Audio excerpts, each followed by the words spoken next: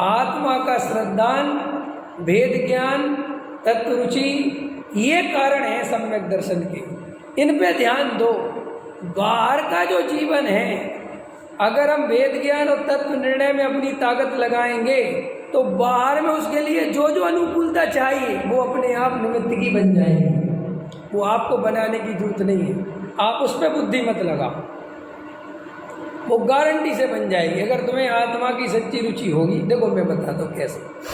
ये सब अच्छे प्रश्न पूछना चाहिए। जैसे मुझे आत्मा की सही रुचि होगी, आत्मा से सच्चा प्रेम होगा, तो गारंटी से मुझे भीड़ में जाने का मन नहीं करेगा। तो आपको भीड़ छोड़ना नहीं है, आत्मा की रुचि आपकी भीड़ छुड़ा देगी। आप भीड़ पे डिसाइड मत करो कि मैं भीड़ में जाऊंगा, काय को दिमाग लगा रहे हैं। तुम आत्मा पे ध्यान दो, भीड़ में जाने का भाव अपने आप नहीं जाएगा। कैसा हम खाने पीने में कुछ मत करो, तुम आत्मा में ताकत लगाओ, फिर तुम्हारे अंदर जो वक्ष नहीं जाना चाहिए वो नहीं जाएगा। ये सावधानी अपने आप आ जाएगी। अगर तुम्हारी गहरी IAS बनने की रुचि है तो तुम गारंटी से ज़्यादा भोजन नहीं कर पाओगे, क्योंकि उसको रात को पढ़ना है, और अगर वो ज़्यादा भोजन करेगा तो सो जाएगा, नींद आ जाएगी।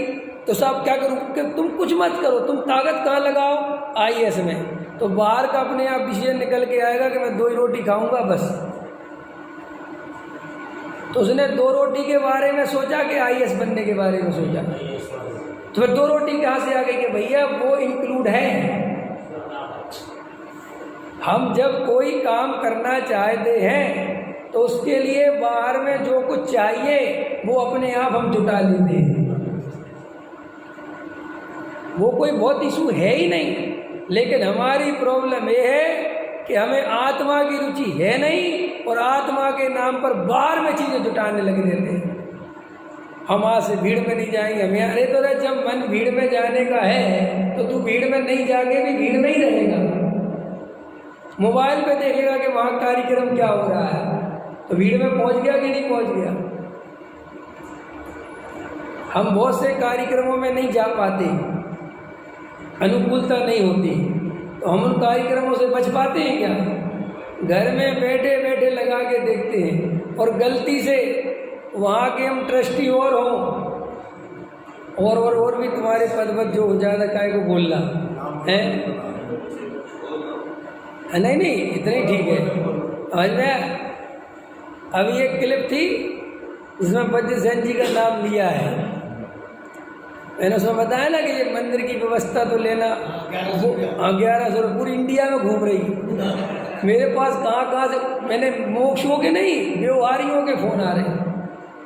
समझ में आया कि नहीं आया? अरे साहब ये तो बहुत बढ़िया बताया। हमने कहा तुम्हारी सबकी कसाई थी ना, अब तुम तो कह नहीं पा रहे, हमने कह दी तो तुम कहते जी आदमी बहुत बढ़िया है।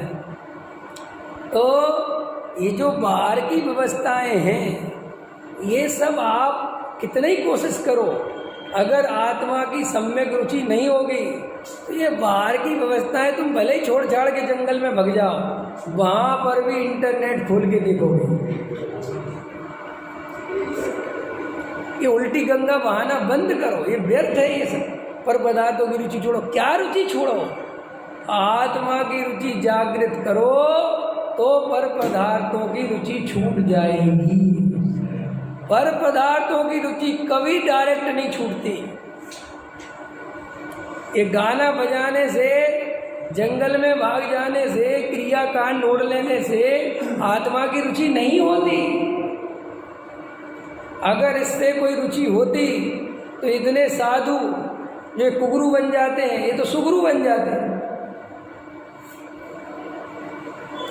ये कुगरुओं की संख्या थोड़ी बढ़ती, फिर सुगरुओं की संख्या बढ़नी चाहिए। क्यों कि सब छोड़ छाड़ के भग गए, उन्हें तो आत्मा मिल जाना चाहिए। लेकिन बिल्कुल उल्टा है, हमसे भी ज़्यादा पापी हैं वे कुगरू। हमारे अंदर जितनी मलिनता नहीं है, जितनी मलिनता उनके अंदर घूमती है। क्यों क्योंकि ये बाहर से अंदर का रास्ता नहीं खुलता, अंदर से बाहर का रास्ता खुलता है। पकड़ में आई? कुछ पॉइंट समझ में आ गए अपने को? तो ये जो अपने को लगता है कि हम भीड़ से बचेंगे, ये सब बाहर में, कुछ नहीं, ये सब बेकार की बात है। तुम गहरी आत्मा की रुचि करो तो ट्रेन में खड़े खड़े धक्का मुक्की में सब में तसल्ली लोगे।